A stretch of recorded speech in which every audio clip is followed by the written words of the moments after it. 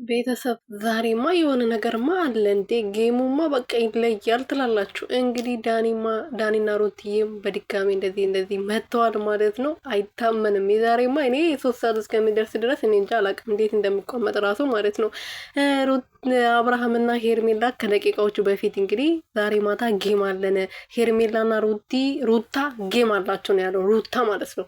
ግን አሁን ደግሞ ሩትዬ በድጋሜ በዳኒ ቤትም በራሷ ቤትም በድጋሜ ቪዲዮ ለቃለች ማለት ነው። ዳኒና ሩትዬ አይቻሉም፣ ማንም እኛ ጋር ሊደርስ አይችልም ብለዋል። እንግዲህ የኔ እንቆት በጣም ታምራላችሁ። እኛ የጠበቅነው ያው ከአብርሃም ከልዑልዬ ጋር ለብሰው ይመጣሉ ብለን ነበር፣ አንድ አይነት ልብስ። ግን ያው አብርሃም እዛ ሸሼ ገዳሜ እያለ ስለሆነ ሩትዬ ደግሞ እዚህ በራሷ አለም ከዳንዬ ጋር አንድ አይነት ልብስ አሰርቶ እንግዲህ ፏፍሽ ዝንጥ እያሉ ነው። እንግዲህ በጣም ታምራላችሁ።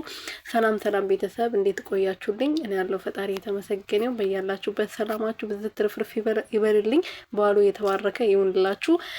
ዳኒና ሩትዬ አሁን በድጋሚ እንኳን አደረሳችሁ እያለ እየጨፈሩ ፈታ ዘና እያሉ ከሩትዬ ጋር መጥተዋል ማለት ነው። ደስ ይላል። ጌሙ እንግዲህ ዛሬ ያው ባህል ውስጥ ቤት ውስጥ ዶሮ መስራትም የለም በቃ እየጨፈሩ ነው ያሉት ማለት ነው፣ በየቲክቶክ በየዩቱቡ።